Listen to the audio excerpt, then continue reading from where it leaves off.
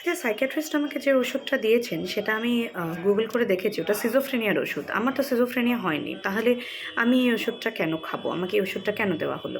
অথবা আমাকে দোকান থেকে বলছে আমাকে যে ওষুধগুলো দেওয়া হয়েছে ওগুলো আসলে ঘুমের ওষুধ, দীর্ঘদিন খেলে আমার সমস্যা হবে। আমার তো ঘুমের কোনো সমস্যা নেই, আমি সারাদিন ঘুমিয়ে থাকলে কাজ করব কিভাবে? তাহলে আমি ওষুধগুলো কেন খাবো?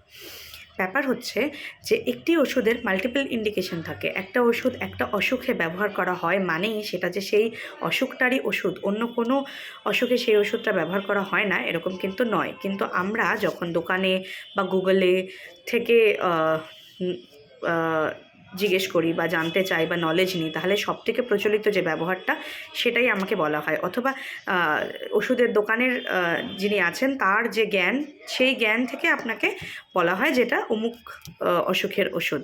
যেমন ধরুন, সবথেকে প্রচলিত যে সুগারের ওষুধটি আমরা জানি যেটা সুগারের ওষুধ, সেই একই ওষুধ কিন্তু পিসিওএসের ক্ষেত্রে, মেটাবলিক সিন্ড্রোমের ক্ষেত্রে ব্যবহার করা হতে পারে। সুতরাং একটা ওষুধ একটা অসুখে ব্যবহার হচ্ছে মানে অন্য অসুখের ক্ষেত্রে ব্যবহার হতে পারে না এরকম নয়।